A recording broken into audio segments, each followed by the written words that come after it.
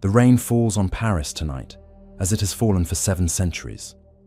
Somewhere in the Marais district, water runs down stone walls that were already ancient when Napoleon marched to Moscow. These walls remember things. They remember a man named Nicolas Flamel who lived in a house on Rue de Montmorency in 1407. They remember that he claimed to possess the philosopher's stone.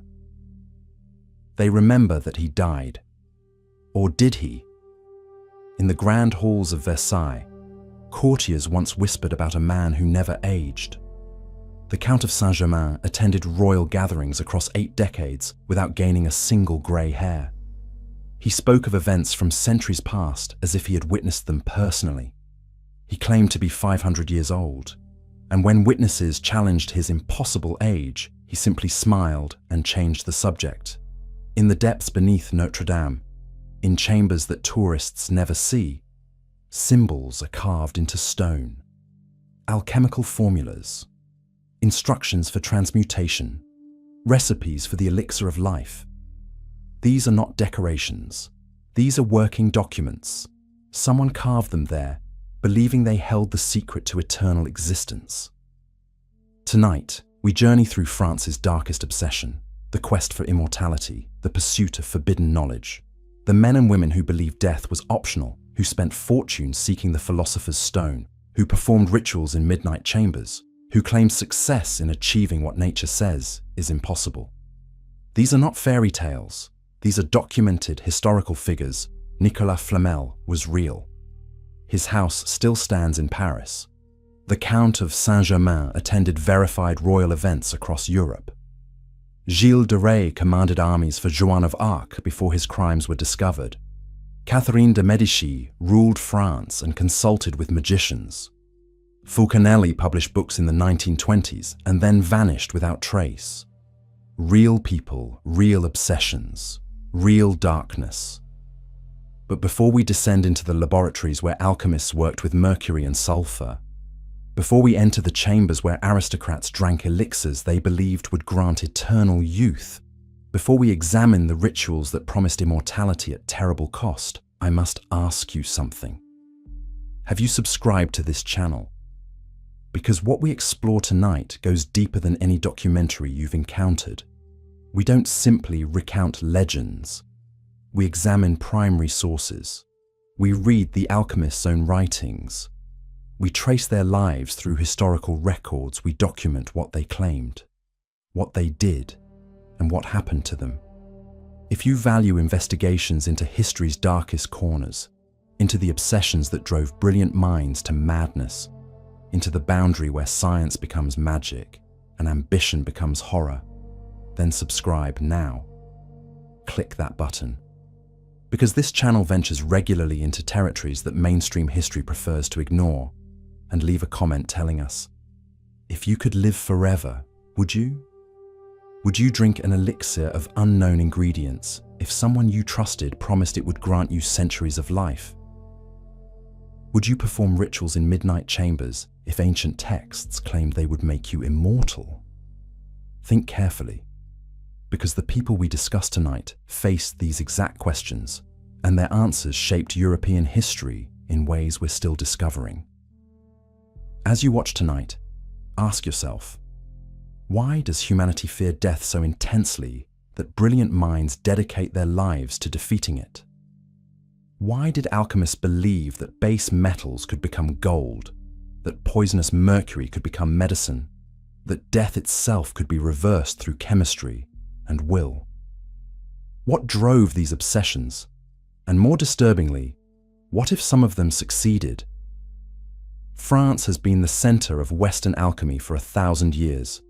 From medieval Paris to Renaissance courts, to Belle Epoque laboratories, the quest for the philosopher's stone has consumed France's greatest minds. Some died in poverty, their laboratories filled with failed experiments. Some gained vast wealth through means they never adequately explained. Some vanished, leaving behind only their writings and rumors of immortality achieved. Their laboratories still exist. Their books are preserved in French national libraries. Their symbols mark buildings across Paris. Their influence shaped chemistry, medicine, and the entire scientific method, because alchemy was not mere superstition. It was the grandfather of modern science. And its practitioners were not fools. They were the most educated men and women of their eras, applying the best knowledge available to the most fundamental human question: must we die? I am Mr. Ravenhurst, and tonight we discover that France's dark alchemists were not seeking gold. Gold was merely proof of concept. They were seeking something far more valuable, something that would make gold meaningless. They were seeking time itself, unlimited time, eternal life. And the price they paid for that pursuit was higher than any of them anticipated. Our journey begins in medieval Paris, in a house that still stands after 6 centuries, where a humble scribe became the most famous alchemist in history, where a mysterious book appeared containing secrets that would make its owner wealthier than kings, where Nicolas Flamel claimed to have achieved what every alchemist dreams of: the creation of the philosopher's stone, the transmutation of lead into gold, and the distillation of the elixir of life that grants immortality. The house is at 51 Rue de Montmorency. You can visit it. You can stand where Flamel worked. You can touch walls that witnessed what he claimed to accomplish, and you can decide for yourself whether the man who died in 1418 truly died at all, or whether he simply stopped appearing in public. Let us begin at the house that refuses to forget, where medieval stone holds memories of mercury vapors and sulfur smoke, where a man claimed to defeat death, where the quest for immortality consumed a soul, where Nicolas Flamel's legend was born, and where it has never truly died. Chapter 1. Nicolas Flamel, the scribe who conquered death. The oldest restaurant in Paris is not what you might expect. It's not in a grand building. It's not marked by elaborate signage. It's a narrow medieval house at 51 Rue de Montmorency in the Marais district, now operating as Auberge Nicolas Flamel. The building was constructed in 1407. That's 618 years ago. And it was built by a man who claimed to have discovered the secret of eternal life. Nicolas Flamel was born around 1330 in Pontoise, a small town northwest of Paris. His family was not wealthy. They were not aristocratic. Nicolas learned to read and write, which in 14th century France placed him among the educated minority, but he was no scholar. He became a scribe, a copyist, a man who made his living reproducing books by hand, letter by letter, page by page, in an era before printing presses. He moved to Paris in his 20s and established a shop near Saint-Jacques-la-Boucherie church. He married a woman named Perenelle, a widow twice over who brought some property to the marriage. They lived modestly. Nicolas copied books. Perenelle managed their household. This was their life. Unremarkable. Ordinary. The kind of life that history forgets. And then the book appeared. According to Flamel's own account, written late in his life, he had a dream. An angel appeared to him, holding a book covered in copper plates. The angel showed him the book and said, "Flamel, look at this book. You will understand nothing of it now, nor will anyone else. But one day, you will see in it something that no one else will see." Sometime later, Flamel claimed it was shortly after the dream, though the timeline is unclear. A stranger entered his shop. The man needed money. He offered to sell Nicolas a book, an old book, a strange book. 21 pages, each page made of copper bark instead of parchment, covered in symbols and text that Nicolas recognized as Hebrew. Though he could not read the language, Nicolas purchased the book for 2 florins, a modest sum. And when he examined it, he realized this was the book from his dream.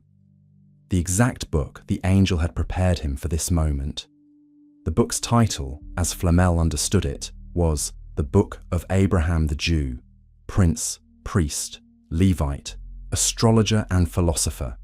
It claimed to teach the transmutation of metals, the creation of gold from base materials, the preparation of the elixir of life.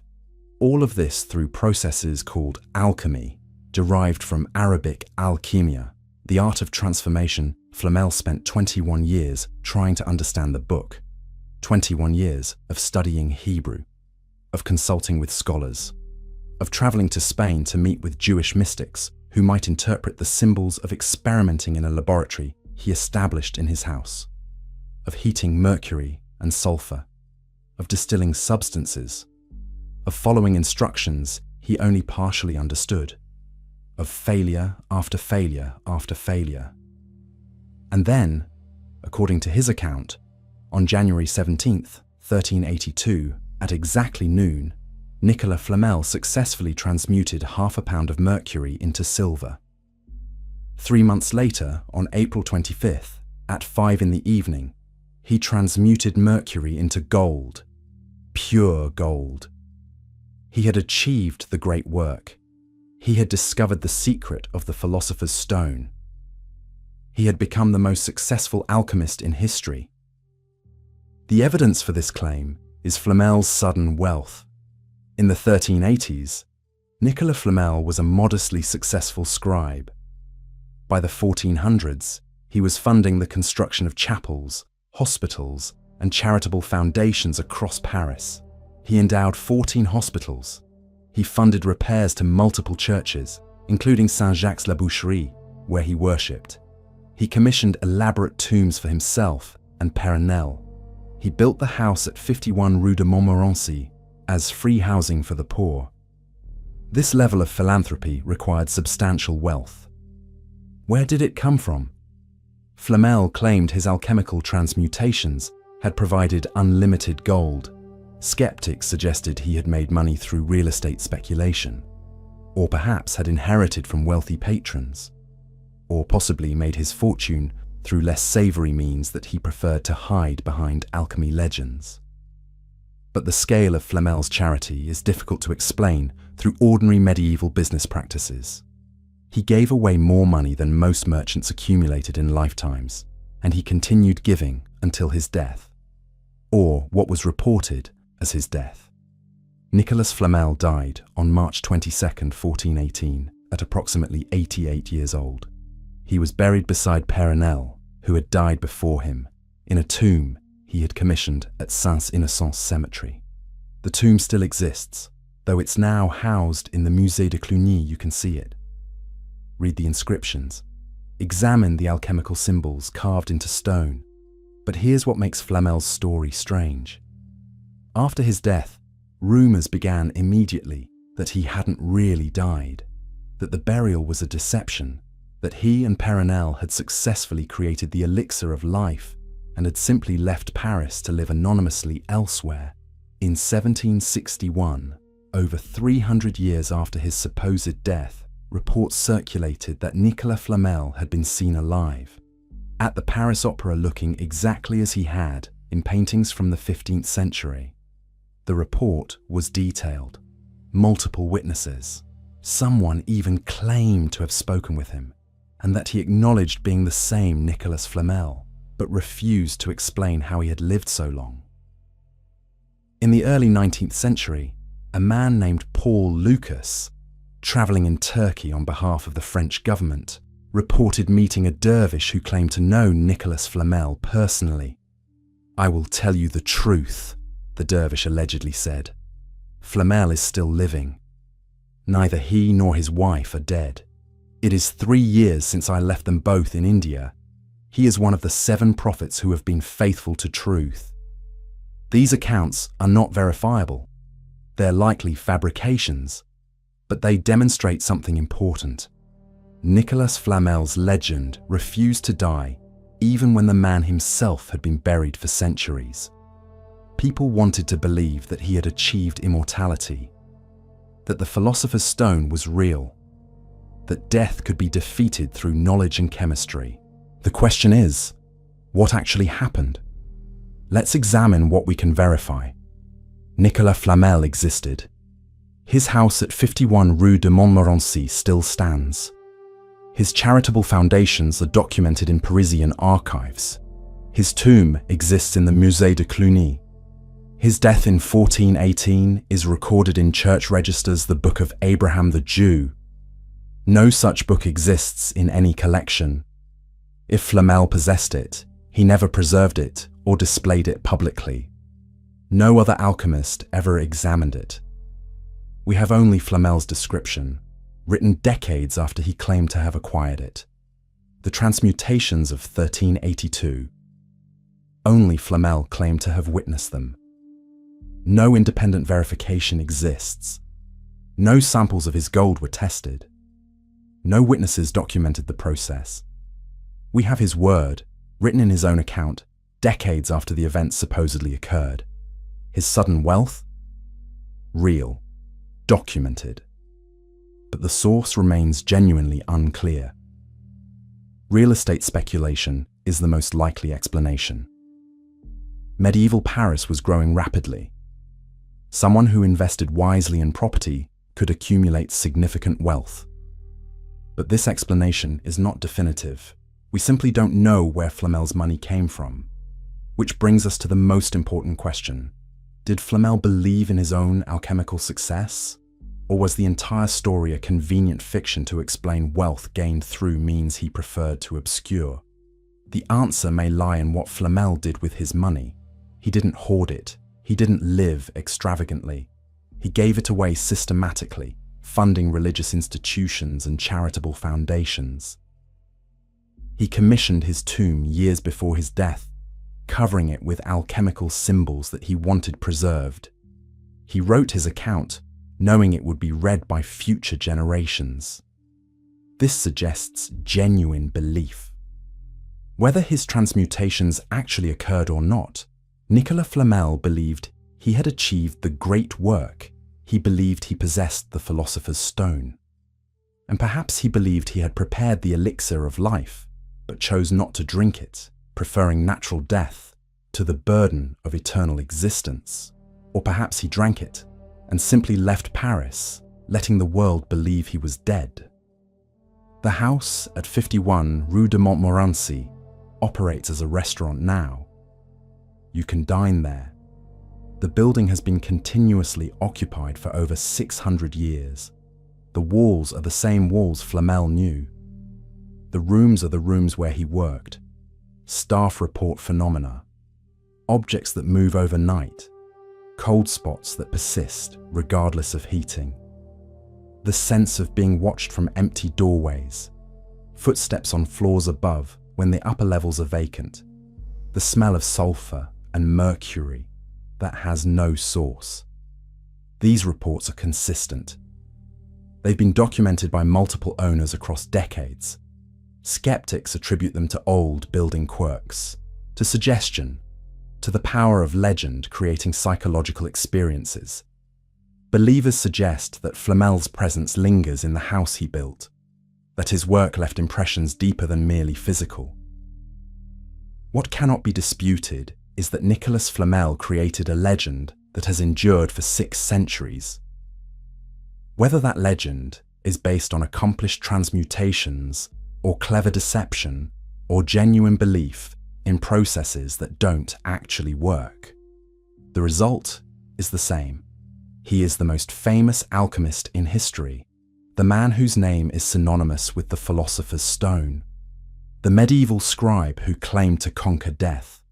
And across Paris, his symbols remain carved into churches he funded, engraved on buildings he endowed, present in manuscripts he copied, alchemical formulas, instructions for transmutation, recipes that claim to grant eternal life. Are they real? Can they work? Should anyone attempt them? Nicolas Flamel lived to 88 years old, which was exceptional longevity in medieval France. Whether he achieved this through alchemy or simply through luck and good health, we cannot determine.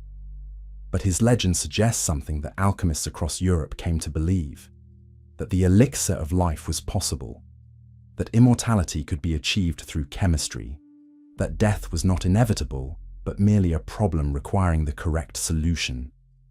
This belief would obsess France for centuries. It would drive men mad. It would consume fortunes. It would lead to discoveries that advanced science and to experiments that killed their practitioners. Because once you believe death is optional, once you think immortality is within reach, everything else becomes secondary. Gold? Gold is meaningless if you live forever. Power? Power fades across generations unless you yourself live to consolidate it. Love? Love becomes tragedy when one partner ages while the other remains eternally young. The philosopher's stone promised to solve the problem of death, but it created new problems that no alchemist fully considered until too late. We leave medieval Paris now, Nicolas Flamel's house standing in the rain as it has stood for 6 centuries. We travel forward in time to the court of Louis XV, to Versailles in its golden age, to an aristocrat who appeared from nowhere, who claimed to remember events from centuries past, who never aged across 8 decades of documented appearance, who died multiple times according to records yet continued attending royal events, who became the most mysterious figure in European history, the Count who never died, the man with no past and unlimited futures, Saint-Germain, where every answer creates more questions and where immortality becomes not legend but documented impossibility. Chapter 2. The Count of Saint-Germain, the immortal aristocrat. In the winter of 1745, a man attended a reception at the court of Louis XV in Versailles. He was perhaps 45 years old in appearance.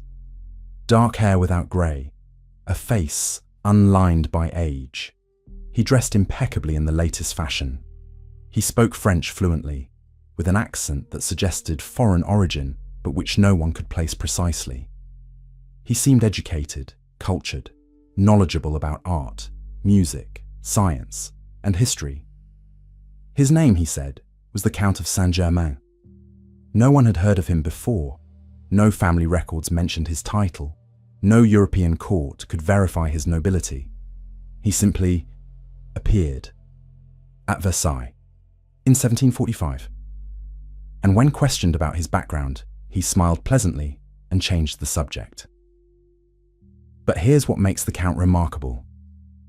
For the next 40 years, he appeared consistently at royal courts across Europe, in France, in England, in Prussia, in Russia, always looking approximately the same age, always dressed perfectly, always knowledgeable, always charming, and always refusing to explain where he came from or how old he was.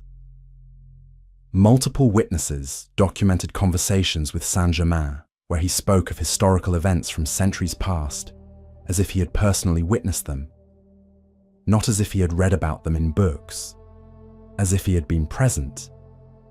He described the court of François I in the early 1500s with such specific detail that listeners became uncomfortable.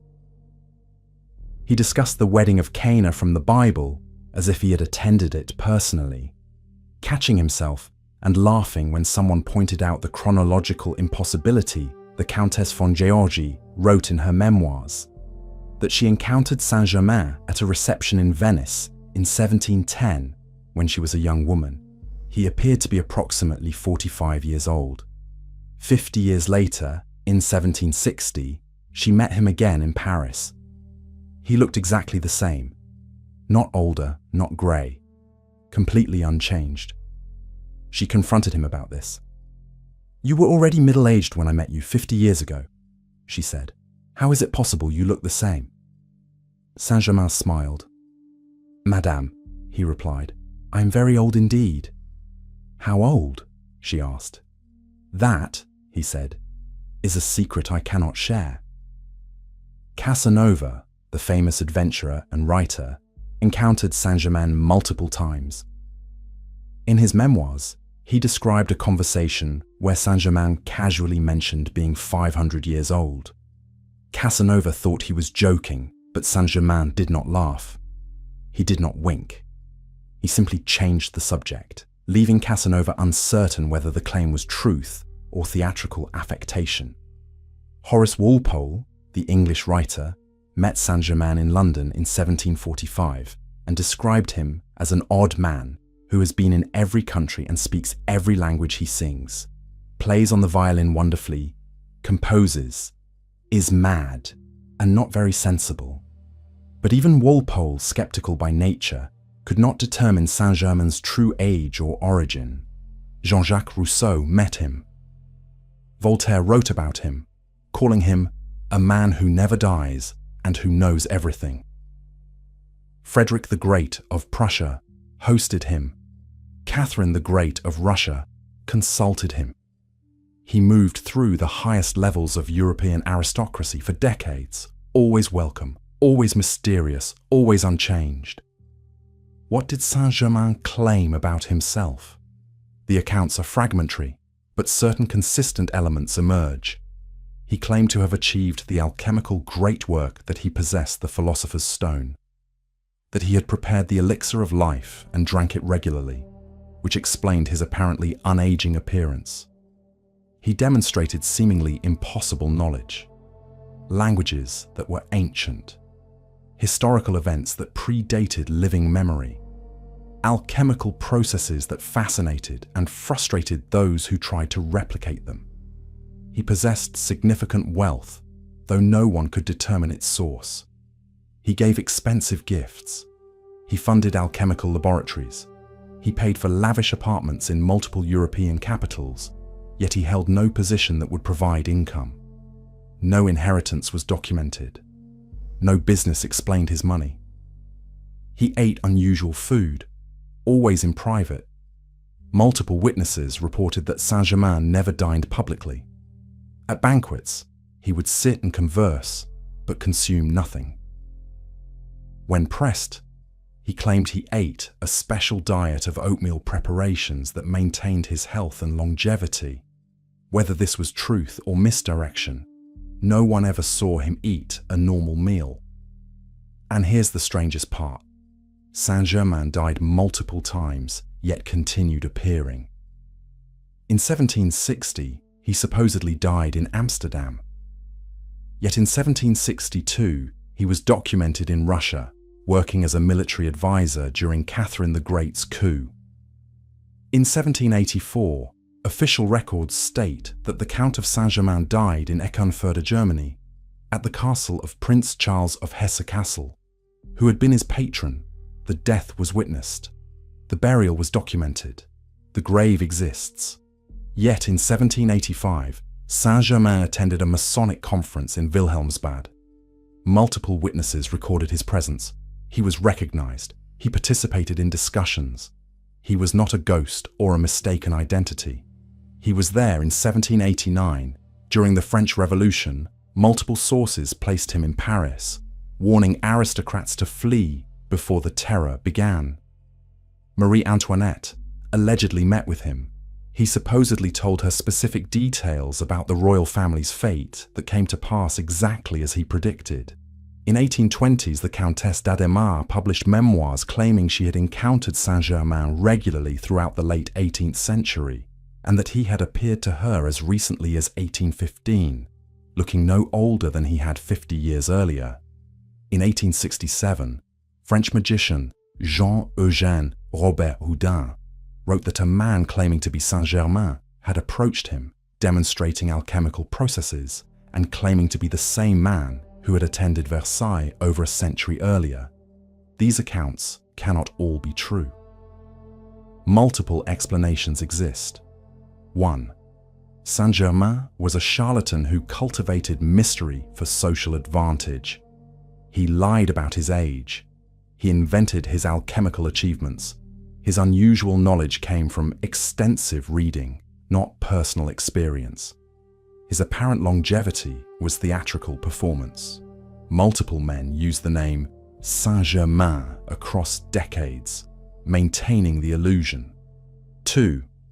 Saint-Germain was a spy or intelligence agent who used the mystique of alchemy to move freely between royal courts, gathering information for some government or organization whose identity remains unknown. His claims of immortality were cover for his actual work. 3.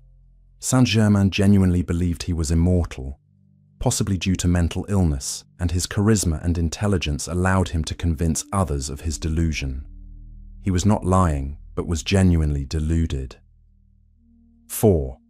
Saint-Germain had achieved something unusual, not literal immortality, but perhaps a medical process that slowed aging significantly. Perhaps his special diet had effects we don't understand. Perhaps he had discovered something about human longevity that remains lost. 5. The most improbable explanation, the one that logic rejects, but which the accounts seem to demand. Saint-Germain was exactly what he claimed to be, immortal, having drunk the elixir of life, living across centuries. And we simply must accept that sometimes history documents things that should be impossible. Modern researchers have investigated Saint-Germain extensively. They found evidence of a probable identity, the illegitimate son of Prince Francis II Rákóczi of Transylvania, born around 1690 to 1700.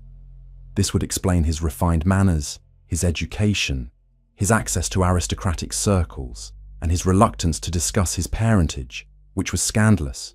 It would also mean that when Saint-Germain died in 1784, he was approximately 84 years old, not 500. Not immortal. Just elderly and fortunate to have maintained health and appearance better than most men his age. But this explanation struggles with the documented appearances after 1784. Unless multiple men adopted the identity, unless reports after his death were fabrications or mistakes, unless his fame created false sightings, we're left with uncomfortable questions. What we know with certainty: a man using the name Count of Saint-Germain moved through European aristocratic circles from approximately 1740 to 1784. He was intelligent, cultured, charismatic, and deliberately mysterious about his background and age. He claimed alchemical knowledge. He impressed multiple skeptical witnesses with seemingly impossible historical knowledge. He died in 1784, according to official records.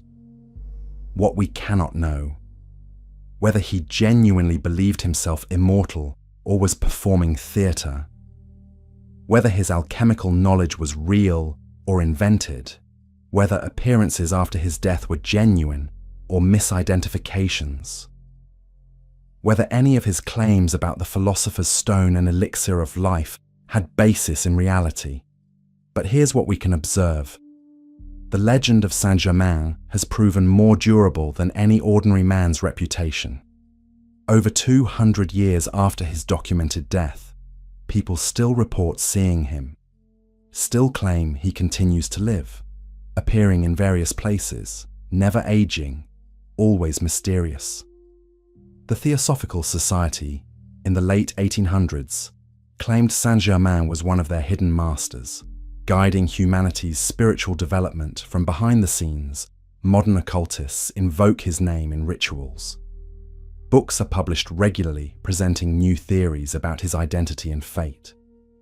Saint-Germain has become more than a historical figure. He has become an idea, the concept of the immortal adept, the man who conquered death through knowledge, the promise that human life need not end, that with the correct formula, the right elixir, the proper alchemical process, we might achieve what nature denies us. Whether this promise is true or false, comforting or tragic, gift or curse, the fact remains. Humans want it to be true. We want to believe that someone, somewhere, has defeated death. That immortality is possible, that Saint-Germain still walks among us, timeless, ageless, eternal. And perhaps that desire, that deep human longing to escape mortality, is what keeps his legend alive. Not evidence of his continued existence, but evidence of our continued need to believe that death is not inevitable, that we are not trapped by biology, that somewhere someone holds the secret that could make us immortal too. The castle in Eckernförde where Saint-Germain supposedly died has been demolished. The grave that was documented in 1784 cannot be located with certainty. No remains exist that can be tested. No possessions survived that might contain alchemical formulas. He left nothing concrete behind except stories, accounts from witnesses who are themselves long dead, and a mystery that refuses to be solved, which perhaps was exactly his intention: to live in legend if not in flesh, to achieve a kind of immortality not through alchemical elixirs, but through the immortality of fame, to be remembered centuries after death, discussed, debated, investigated, still capable of generating wonder and confusion. If that was his goal, then Saint-Germain succeeded absolutely. He is more alive in our collective imagination today than he ever was in historical reality. The Count, who never died, continues to live through our fascination with his impossibility. We leave Versailles now, its grand halls where Saint-Germain once charmed courtiers.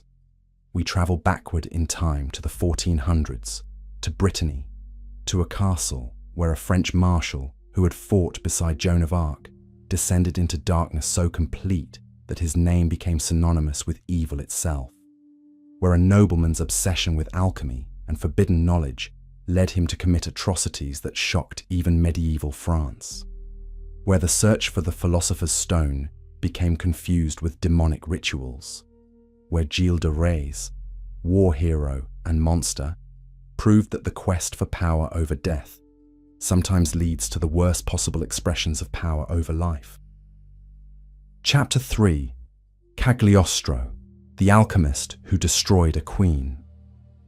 In the spring of 1785, the most spectacular scandal in French history began with a diamond necklace worth 1.6 million livres, more than the annual budget of the French Navy.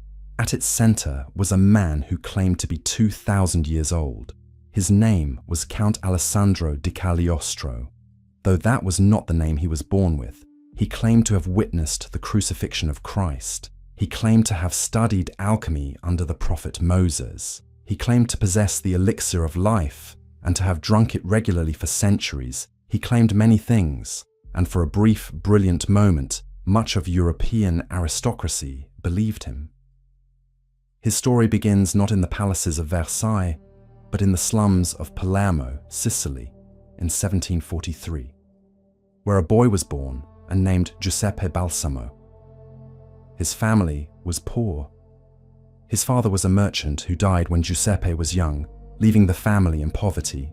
Giuseppe grew up on the streets, learning quickly that survival required charm, intelligence, and the willingness to deceive. He was brilliant, genuinely brilliant. He could read people with uncanny accuracy. He learned languages easily. He absorbed knowledge from anyone who would teach him. He studied briefly in a monastery, learning Latin, chemistry, and medicine before the monks expelled him for reasons that remain unclear, but which probably involved theft or fraud.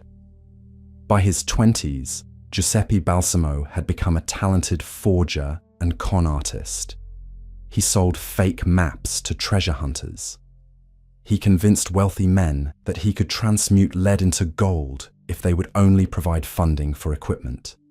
He married Lorenza Feliziani, a beautiful young woman who became his partner in increasingly elaborate schemes. But Giuseppe Balsamo was too ambitious for mere street crime. He wanted something greater. He wanted to move in aristocratic circles. He wanted wealth and power and recognition. And he understood instinctively that in 18th century Europe, mysticism and alchemy opened doors that simple fraud could not.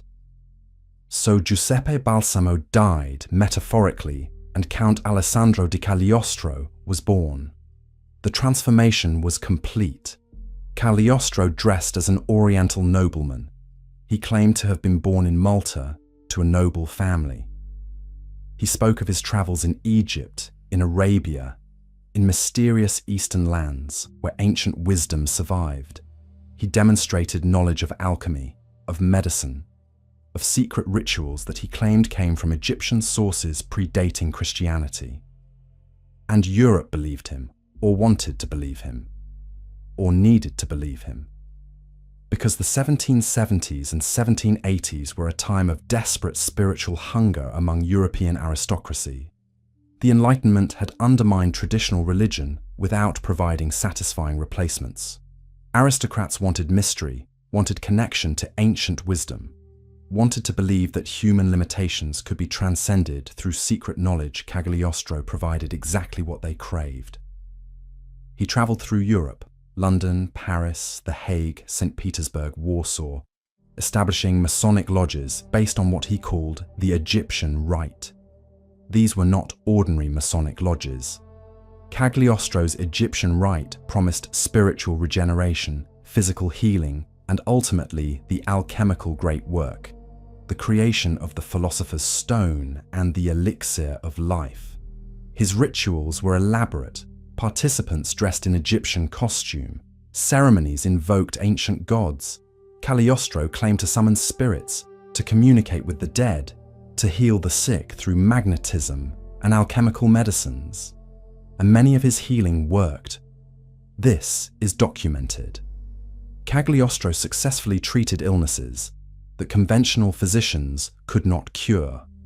Whether through genuine medical knowledge he had acquired somehow, through early understanding of psychosomatic effects, or through sheer chance, his reputation as a healer grew. He charged nothing for medical treatment. This was crucial to his credibility. Charlatans take money. Cagliostro gave his services freely, accepting only donations to his Masonic lodges. This made him seem genuine, motivated not by greed but by authentic desire to help humanity. His wife, Lorenza, who now went by Serafina, served as his assistant, and as a medium in seances. She was beautiful, charismatic, and either genuinely believed in Cagliostro's powers, or was a superbly talented actress. Together, they convinced some of the most intelligent people in Europe that they possessed supernatural abilities. Cardinal de Rohan, Prince Bishop of Strasbourg, was one of those believers.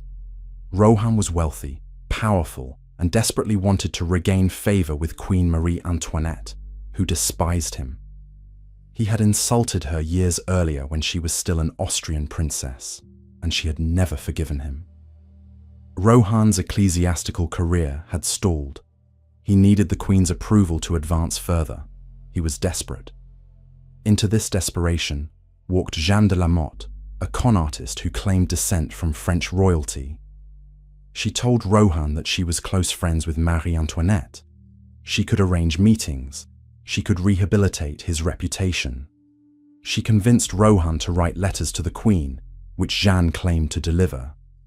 She provided responses that she said came from Marie Antoinette. The responses were forgeries, but Rohan believed them.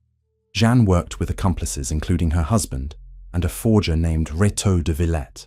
Together, they constructed an elaborate deception. The Queen, they told Rohan, desperately wanted to purchase a diamond necklace, the most expensive piece of jewelry ever created, containing 647 diamonds in an elaborate design. But the king would not approve the purchase. Marie Antoinette needed someone to buy it on her behalf, secretly, someone she could trust. Cardinal de Rohan, eager to please the Queen, agreed he would purchase the necklace using his credit. The Queen would pay him back in installments. It was a service, a favor, proof of his loyalty. The jewelers, Baume and Bassange, were thrilled. They had been trying to sell this necklace for years. They had created it originally for Madame du Barry, Louis XV's mistress, but he had died before purchasing it. They had offered it to Marie Antoinette multiple times, and she had always refused. She thought it was too expensive and ostentatious. But if Cardinal de Rohan was buying it, that was acceptable. They released the necklace to him on credit. Rohan gave the necklace to Jeanne de la Motte, believing she would deliver it to the Queen. Jeanne and her accomplices immediately broke up the necklace and sold the diamonds individually in London and Paris. They became suddenly, spectacularly wealthy, and they vanished. When the first payment came due, Cardinal de Rohan could not pay. The jewelers went to the Queen, expecting payment. Marie Antoinette had no idea what they were talking about.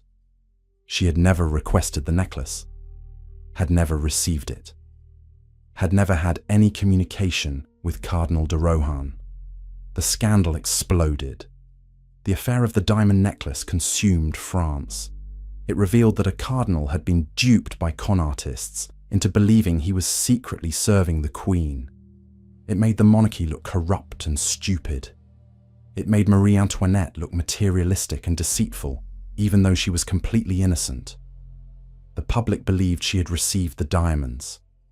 They believed she had cheated the jewelers. They believed she was living in obscene luxury while France suffered. And where was Cagliostro in all this? He was peripherally involved. Cardinal de Rohan had consulted Cagliostro about whether to trust Jeanne de la Motte. Cagliostro had performed divination rituals and declared that Rohan would succeed in regaining the Queen's favour. This advice, given in good faith or as part of the con, was interpreted as Cagliostro's participation in the fraud. When arrests were made, Cagliostro was imprisoned in the Bastille, along with Cardinal de Rohan, Jeanne de la Motte, and the other conspirators. The trial was sensational. All of Paris followed it. The testimonies revealed layer upon layer of deception. Jeanne de la Motte had even hired a prostitute named Nicole Leguay d'Oliva to impersonate Marie Antoinette in a nighttime garden meeting with Rohan, convincing him that the Queen truly favoured him.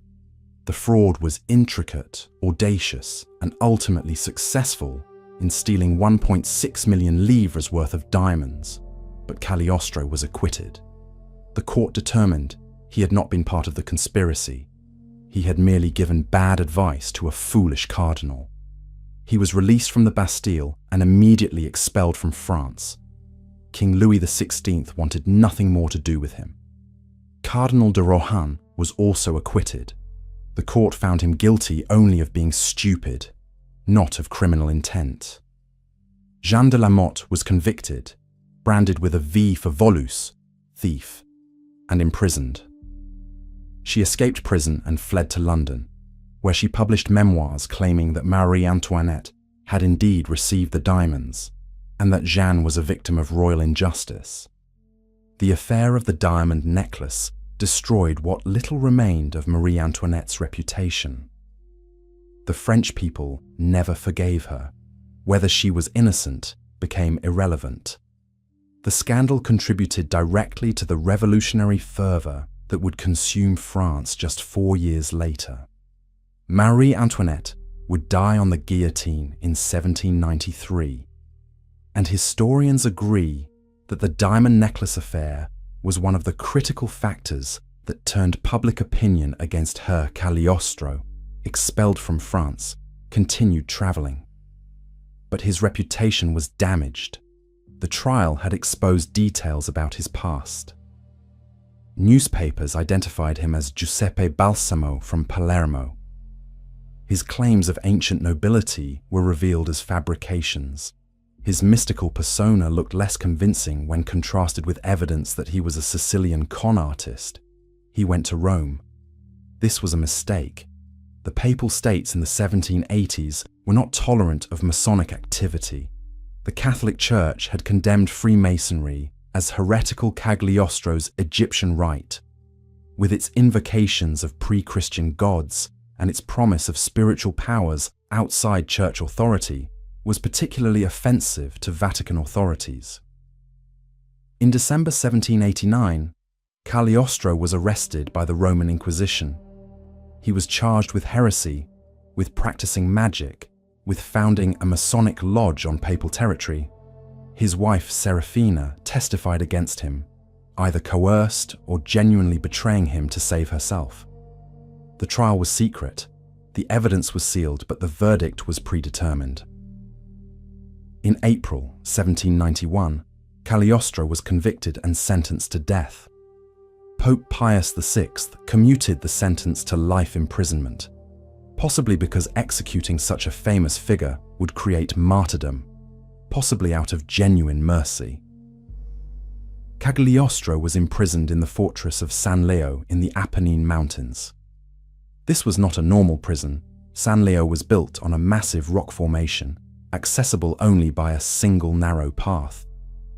The fortress had been used for centuries to hold prisoners who needed to be isolated completely from the outside world. Political prisoners, religious heretics, men who were too dangerous to execute, but too problematic to release. Cagliostro was placed in a cell called the pozzetto, the little well. It was a small chamber carved into rock.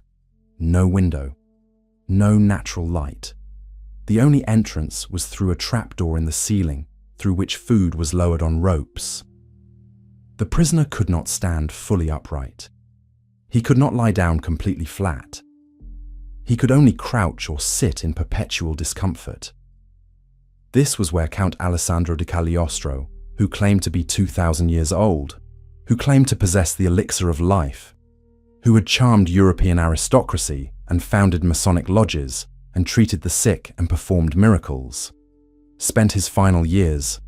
The official records state that he died on August 26, 1795, after 4 years in the pozzetto.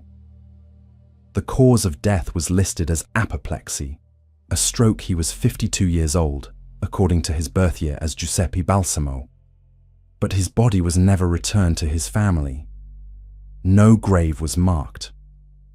The official records are suspiciously vague about burial details, and almost immediately, rumors began that Cagliostro had not died, that his death was staged, that he had somehow escaped, that he had used his alchemical knowledge to fake death and secure release from the pozzetto. These rumors were almost certainly false. The pozzetto was inescapable. The fortress was impregnable. And Cagliostro's health, after 4 years of such brutal imprisonment, would have been destroyed. A man who could barely stand or lie down properly, who lived in darkness without fresh air, who was given minimal food, would not survive long after release, even if escape were somehow possible. But the legend refuses to die. Throughout the 1800s and into the 1900s, people reported seeing Cagliostro. He appeared at seances.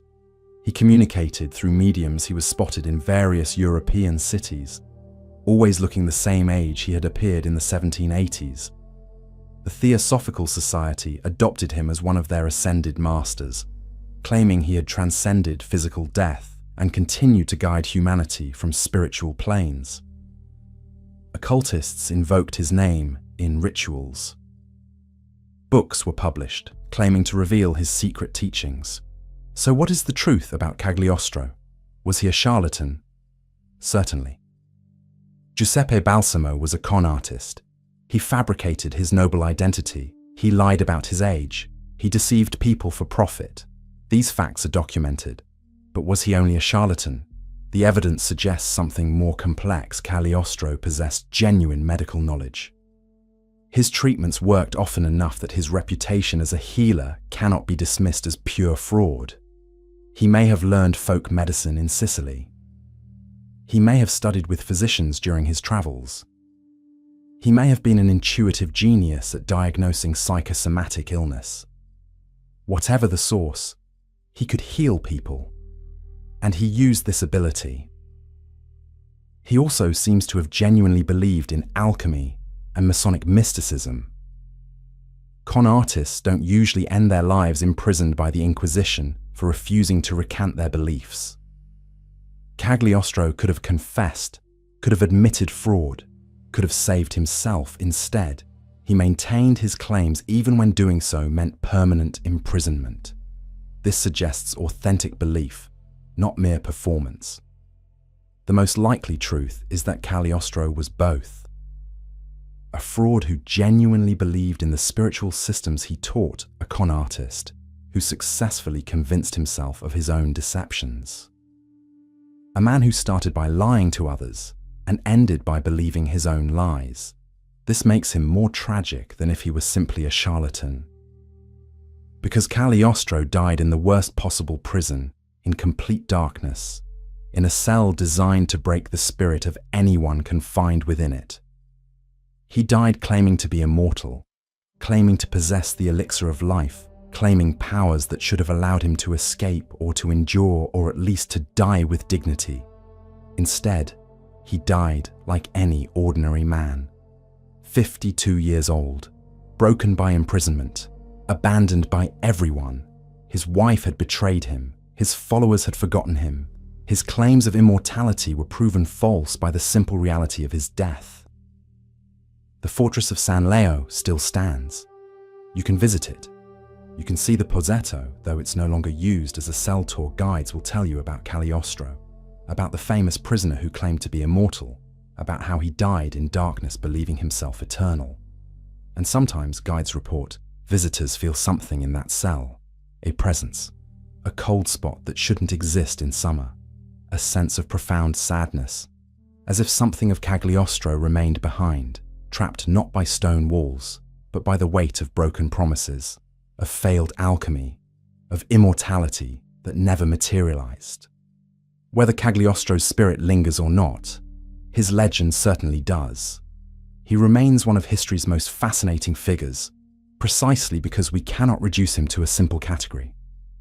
He was not just a fraud, not just a believer, not just a healer, not just a con artist. He was all of these simultaneously. A man of genuine gifts who used them for deception, a liar who believed his own lies, a seeker of immortality who died in the worst possible way. The diamond necklace affair destroyed more than just Marie Antoinette's reputation. It exposed the rot at the heart of French aristocracy. It revealed how easily the powerful could be deceived. It demonstrated that mysticism and reason existed in uncomfortable tension throughout the Enlightenment, and it showed that the quest for immortality, for transcendence, for powers beyond human limitation could be weaponized, could be used to manipulate, could contribute to the collapse of an entire social order. Cagliostro did not cause the French Revolution, but he was part of the constellation of scandals, deceptions, and failures of judgment that made revolution inevitable. His story is a cautionary tale about ambition, about self-deception, about the dangers of believing that ancient wisdom can shortcut human limitations. And yet, part of us wants to believe, wants to imagine that Cagliostro really did possess the elixir, that he faked his death, that he walked out of San Leo and disappeared into history, living still, watching us discuss whether he was fraud or master, charlatan or immortal. Because if Cagliostro succeeded, if anyone ever succeeded in creating the philosopher's stone, in preparing the elixir of life, then perhaps we could too. Perhaps death is not inevitable. Perhaps the alchemists were right all along, and we simply haven't found the correct formula yet. This hope, this desperate human hope that death can be defeated, is what kept alchemy alive for centuries. It's what made aristocrats believe con artists. It's what drove brilliant minds to waste fortunes and lives seeking transmutation.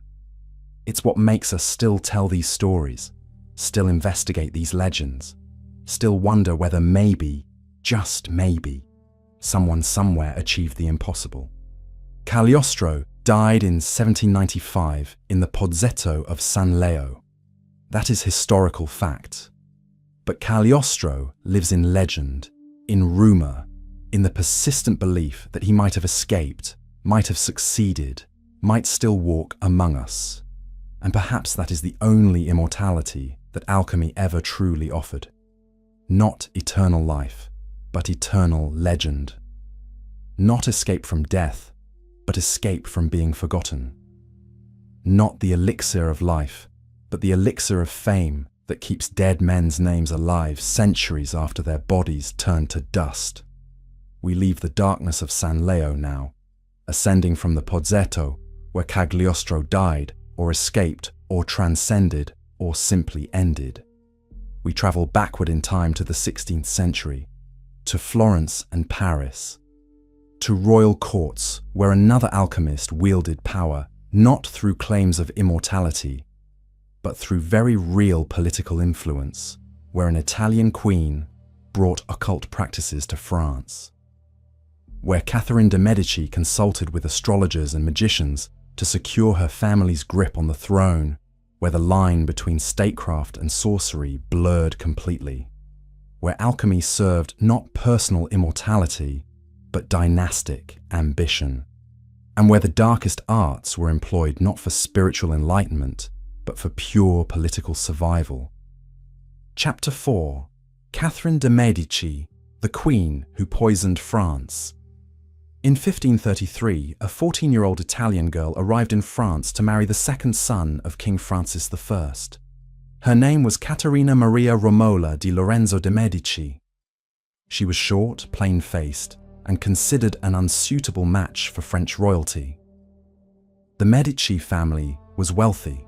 They were bankers, the richest family in Florence, but they were not royal. They were merchants who had bought their way into nobility. French aristocrats looked down on her. They called her the merchant's daughter as an insult. Catherine brought with her a substantial dowry. She brought political connections to Italian city-states. She brought the promise of Medici financial support for French military campaigns. But she also brought something else, something that French courtiers did not expect and could not initially recognize. She brought knowledge, dark knowledge, occult practices that had been perfected in Renaissance Italy, where alchemy and astrology were not merely superstitions, but sophisticated systems practiced by the most educated minds. She brought recipes for poisons that killed slowly and untraceably. She brought connections to magicians and astrologers whom she had consulted since childhood. She brought the willingness to use any method, no matter how dark, to protect her power and her children. Catherine de' Medici would become the most powerful woman in France. She would rule as Queen Mother for 30 years, controlling 3 successive kings who were her sons. She would make decisions that shaped European politics for generations. And she would do all of this while maintaining a hidden court of occultists, alchemists, and poisoners who served her ambitions with methods that the Catholic Church officially condemned, but which Catherine employed without hesitation. The early years of her marriage were not promising. Her husband, Henri, Duke of Orléans, was in love with another woman, Diane de Poitiers, 20 years older than Henri, but beautiful, sophisticated, and everything Catherine was not Henri ignored Catherine almost completely. For 10 years, their marriage produced no children, and in a royal marriage, children were the only thing that mattered. Catherine was desperate. Without an heir, she was worthless. She could be set aside, divorced, sent back to Italy in disgrace. She needed to become pregnant. She consulted physicians. They provided medical advice that didn't work. She consulted priests. They prayed for her, but God apparently wasn't listening.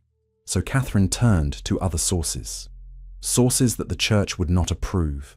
Sources that her Italian family had taught her to trust when conventional methods failed. She consulted astrologers who cast horoscopes and told her when conditions were favorable for conception. She drank herbal preparations created by alchemists who claimed to enhance fertility.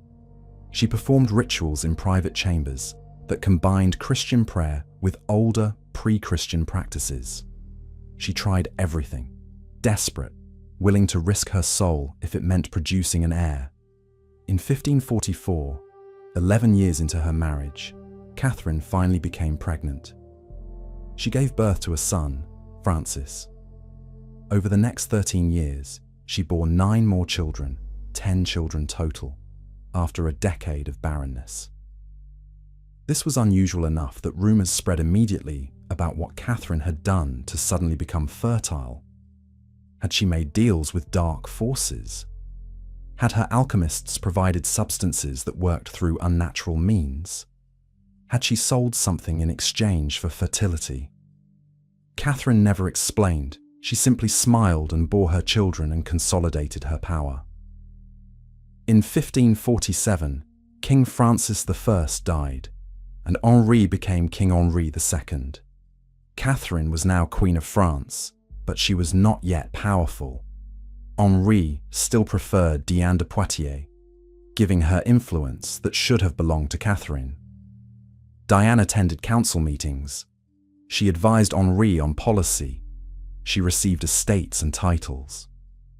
Catherine endured this humiliation in silence, waiting. In 1559, Henri died in a jousting accident. A splinter from a broken lance pierced his eye and entered his brain. He suffered for 10 days before dying.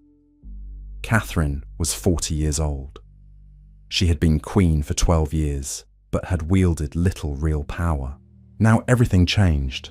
Her eldest son, Francis, became King Francis II at age 15. He was sickly, physically weak, dominated by his wife Mary, Queen of Scots, and her uncles from the powerful Guise family. Catherine maneuvered carefully, establishing herself as the true power behind the throne, while allowing others to think they were in control. Francis II died in December 1560 after reigning only 17 months. He suffered from an ear infection that spread to his brain. Some historians suspect poisoning, though evidence is circumstantial. Catherine had motive. Francis was controllable by the Guises, not by her. With Francis dead, her second son, Charles, became king. Charles IX was 10 years old when he became king. For the next 14 years, Catherine ruled France as regent and queen mother.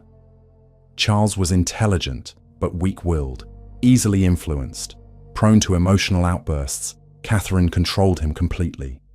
Every major decision went through her. She negotiated with foreign powers. She managed religious conflicts between Catholics and Huguenots. She arranged political marriages. She was the de facto ruler of France. And during these years, Catherine assembled her shadow court. The most famous member was Nostradamus, whom we will discuss in detail later. Catherine consulted him regularly on matters of state and family. But Nostradamus was merely the most public of her occult advisors. There was Cosimo Ruggieri, an Italian astrologer and alchemist who had followed Catherine from Florence. Ruggieri lived in Paris, consulting for Catherine on matters she could not discuss with conventional advisors. He cast horoscopes for her children. He performed divination rituals to predict political events. And according to persistent rumors, he prepared poisons for Catherine's use. There was Laurent de Médicis, no relation, a perfumer whose shop on the Pont Saint-Michel became legendary as a front for poison sales. The shop sold perfumes, cosmetics, and beauty products. But in back rooms, Laurent allegedly prepared arsenic compounds, mercury solutions, and herbal toxins that killed slowly enough to appear as natural illness. Whether Catherine commissioned these poisons is disputed. That she had access to them is not. There were others, magicians whose names were never recorded in official documents, but who appear in letters and memoirs of the period. Men and women who performed rituals in Catherine's private chambers, who invoked spirits to provide political intelligence, who created talismans that Catherine wore beneath her clothing, who prepared substances that Catherine allegedly used to control those around her. The most infamous incident occurred in 1572. The St. Bartholomew's Day massacre. Religious tension between Catholics and Huguenots, French Protestants, had been building for years. Catherine had attempted to balance the factions, but events were spiraling towards civil war. In August 1572, Huguenot leaders gathered in Paris for the wedding of Henri of Navarre, a Protestant, to Catherine's daughter Marguerite, a Catholic. This marriage was supposed to reconcile the factions. Instead, it created an opportunity for massacre. On August 24th, 1572, Catholic forces began systematically murdering Huguenots in Paris. The killing lasted for several days and spread to other French cities. Estimates vary, but at least 5,000 to 10,000 Huguenots were killed. Catherine's role in ordering the massacre is debated by historians. She claimed afterward that it was necessary to prevent a Huguenot coup. Critics said she planned it deliberately to eliminate Protestant leadership. The truth probably lies between. Catherine likely did not plan a massacre of this scale, but once it began, she allowed it to continue because it served her political purposes. Some accounts claim Catherine consulted with Ruggieri before the massacre, that he performed divination rituals predicting the outcome, that he told her the stars favored decisive action. Whether these consultations occurred or were invented later by Catherine's enemies to make her seem even more monstrous is unknown. What is known is that the St. Bartholomew's Day massacre horrified Europe. It confirmed Protestant fears about Catholic cruelty. It damaged France's international reputation, and it stained Catherine's legacy permanently. She would never escape association with the massacre, regardless of her actual level of responsibility. Charles IX died in 1574, possibly from tuberculosis, possibly from guilt over the massacre. Catherine's third son became King Henri III. He was 33 years old, intelligent, capable, but eccentric and increasingly unpopular. He relied heavily on Catherine's advice, continuing her influence over French politics. During Henri III's reign, Catherine continued consulting her occult advisors. She became increasingly interested in alchemy, not for personal immortality, but for political advantage. If her alchemists could create gold through transmutation, France could fund its wars without crushing taxation. If they could create elixirs that enhanced health and longevity, her son could outlive his enemies. Alchemy offered solutions to political problems that conventional statecraft could not provide. She funded alchemical laboratories in Paris. She brought Italian alchemists to France, offering them patronage in exchange for their knowledge. She collected alchemical texts and had them translated from Arabic and Latin into French. She learned some alchemical processes herself, conducting experiments in private chambers. Did Catherine believe alchemy worked? Or did she simply use it as another tool of statecraft, allowing rumors of alchemical power to enhance her mystique? The answer is probably both. Catherine was ruthlessly practical. She used whatever methods achieved results. If astrology provided useful intelligence, she used astrology. If poisons eliminated threats, she used poisons. If alchemical experiments occasionally produced useful substances, she funded more experiments, but she was also a woman of her era. Renaissance Europe believed in astrology, in alchemy, in the reality of occult forces. Catherine's consultations with Nostradamus and Ruggieri were not seen as unusual or superstitious, but as sensible uses of available knowledge systems. Every European monarch consulted astrologers. Catherine simply did so more systematically than most. Catherine de' Medici died on January 5, 1589, at age 69. She had survived 8 French kings: Francis I, her father-in-law; Henri II, her husband; Francis II, her eldest son; Charles IX, her second son; and Henri III, her third son, plus 3 kings who reigned before her arrival in France. She had ruled France in practice, if not in name, for nearly 30 years. Her legacy is complex and contested. She was brilliant, ruthless, and absolutely committed to preserving her family's power. She navigated religious wars, foreign invasions, and court intrigues with remarkable skill. She kept France intact during its most dangerous period of internal conflict, but she was also associated with massacre, with poisoning, with dark practices that shocked even her contemporaries. Whether she actually used poisons as extensively as rumor claimed is debatable. Whether her occult consultations influenced major political decisions is uncertain. But the rumors themselves became part of her legend, making her seem more sinister than she may actually have been. The house where Laurent the perfumer sold his poisons no longer stands. The laboratories where Catherine's alchemists worked have been demolished or converted to other uses. But buildings that Catherine patronized still exist across Paris. Churches she funded, palaces she inhabited, The Tuileries Palace, which Catherine designed and built, stood until 1871 when it was destroyed during the Paris Commune. And in some of these surviving buildings, staff report phenomena that suggest Catherine's presence lingers. In the Hôtel de la Reine, now part of the Bibliothèque Nationale de France, where Catherine lived during her regency, security guards report seeing a woman in 16th century clothing walking corridors late at night. She wears black. Catherine wore mourning clothes for 30 years after Henri II's death. She moves silently. When guards approach, she vanishes. In the Château de Chaumont-on-the-Loire, where Catherine supposedly conducted magical rituals with Ruggieri, visitors report cold spots in specific chambers, the smell of sulfur and burning herbs with no source, shadows that move against light patterns in ways that suggest human figures. Are these genuine hauntings, or are they psychological projections, visitors experiencing what they expect to experience in locations associated with Catherine's dark reputation? What cannot be disputed is that Catherine de' Medici brought Italian occult practices to France. She normalized the royal consultation of astrologers and alchemists. She demonstrated that power could be pursued through any means available, that morality was negotiable, that the Queen's primary duty was survival of the dynasty regardless of cost. She was not seeking personal immortality through alchemy. She was seeking something perhaps more valuable: political immortality, the survival of the Medici line on the French throne, the perpetuation of her influence across generations.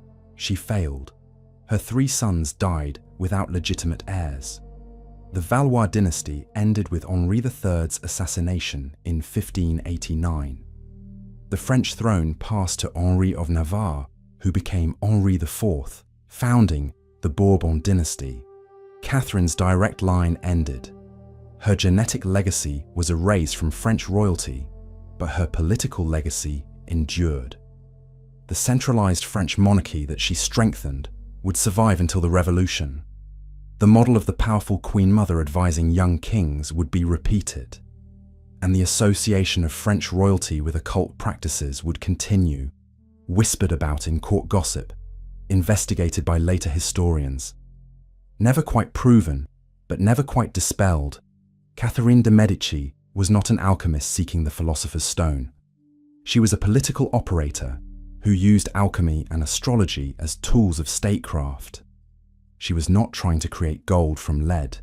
She was trying to create a dynasty from her children, to transmute political weakness into strength, to achieve through will and intelligence and ruthless action what birth and circumstance had denied her. In that, she succeeded more than any alchemist who sought mere gold. She shaped European history. She preserved France during its greatest crisis. She proved that a foreign-born merchant's daughter could become the most powerful person in Europe through sheer force of will. Whether she used poisons, whether her alchemists provided useful substances, whether her astrologers predicted events accurately, these questions miss the larger point. Catherine de' Medici succeeded because she understood power in all its forms. She used every tool available.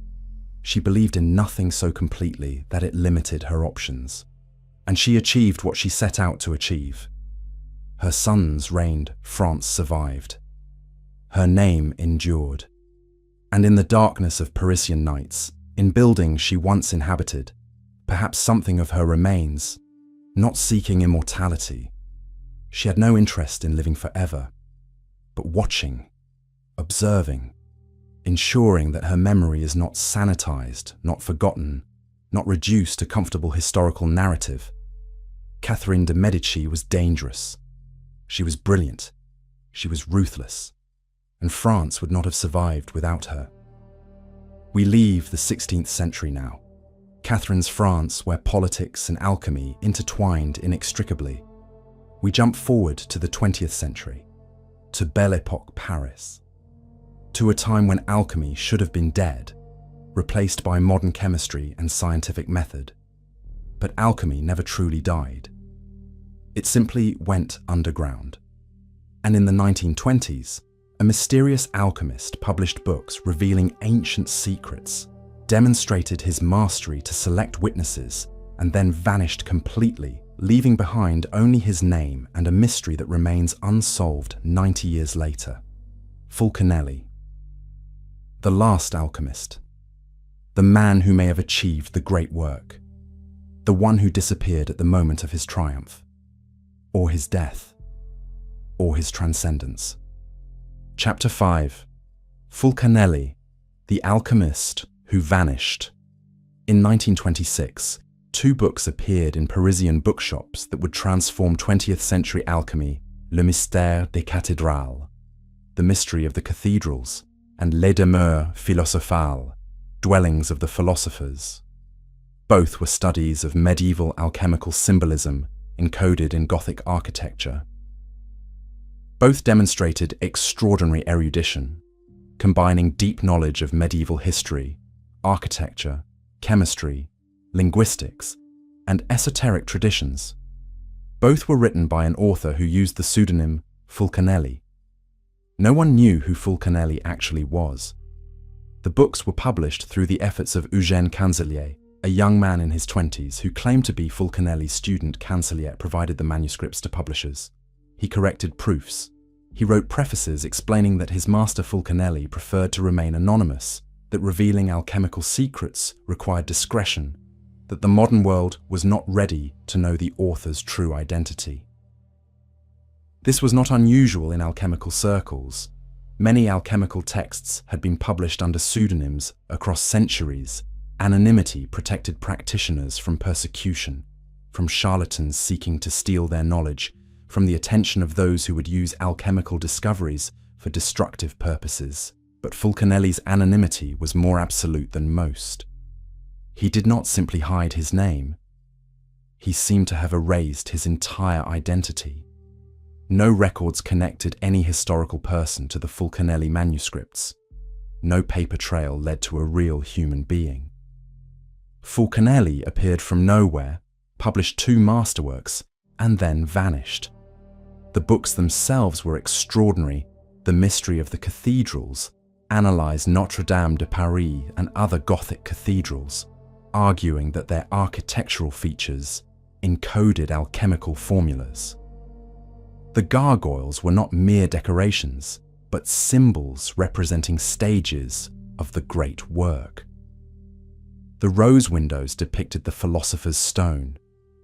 The proportions of columns and arches contained mathematical ratios necessary for successful transmutation. Fulcanelli wrote with precision that suggested first-hand knowledge. He did not speculate about symbolism. He explained it with the confidence of someone who had successfully performed the processes the symbols represented. He described the colors that appear during alchemical operations, colors that can only be observed by someone who has actually conducted the experiments. He provided details that could not be learned from books, but only from practical laboratory work. Les Demeures Philosophales expanded the analysis to alchemical symbolism in mansions and estates across France. Fulcanelli identified alchemical symbols carved into buildings, painted on walls, embedded in architectural designs. He demonstrated that wealthy patrons in previous centuries had commissioned buildings that were essentially 3-dimensional alchemical textbooks, preserving knowledge in stone that could survive persecution and book burning. The level of scholarship was astonishing. Fulcanelli quoted medieval Latin texts. He referenced obscure Arabic alchemical works. He demonstrated knowledge of Greek, Hebrew, and ancient Egyptian. He discussed Gothic architecture with expertise that suggested formal training. He wrote about chemistry with understanding that indicated serious laboratory experience. Who was this man? Eugène Cancellier, his student, refused to reveal his identity. Cancellier claimed that Fulcanelli had sworn him to secrecy, that revealing his master's name would betray a sacred trust, that Fulcanelli had reasons for anonymity that Cancellier must respect.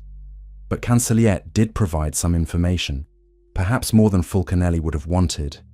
He said that Fulcanelli had successfully achieved the great work that he had created the philosopher's stone, that he had transmuted lead into gold in Cancelliet's presence, in a laboratory in Paris, in the early 1920s. According to Cancelliet's account, Fulcanelli invited him to a laboratory in Marseille in 1922. There, using a small quantity of a mysterious red powder, Fulcanelli transformed approximately 100 grams of lead into gold. Cancelliet witnessed the transmutation personally. He described the process in detail. The heating, the color changes, the final product that was tested and verified as genuine gold. Cancelliet claimed that Fulcanelli then told him the work was complete, that he had achieved what he set out to achieve. That he was leaving where he was going, Fulcanelli would not say. When he might return, he did not know. He gave Cancelliet the manuscripts for his 2 books, instructed him to have them published, and told him to continue studying, but to reveal nothing about Fulcanelli's true identity. Then Fulcanelli disappeared. Cancelliet claimed he never saw his master again, that Fulcanelli vanished completely, that all attempts to locate him failed, that even Cancelliet did not know whether Fulcanelli was alive or dead, in France or abroad, living under another identity, or having achieved alchemical transcendence. But Cancelliet did provide one more detail years later, that deepened the mystery. He claimed that in 1954, 28 years after Fulcanelli's disappearance, he was contacted by a mysterious figure who arranged a meeting. Cancelliet traveled to a location in Spain. He refused to specify where. There, he met a man who appeared to be in his 40s or 50s, vigorous and healthy. The man claimed to be Fulcanelli. But if this was true, Fulcanelli would have been approximately 90 years old. He should have been elderly, frail, near death. Instead, he appeared middle-aged. Cancelliet was shocked. He questioned the man extensively, testing whether this was truly his master or an imposter. The man demonstrated knowledge that only Fulcanelli could possess.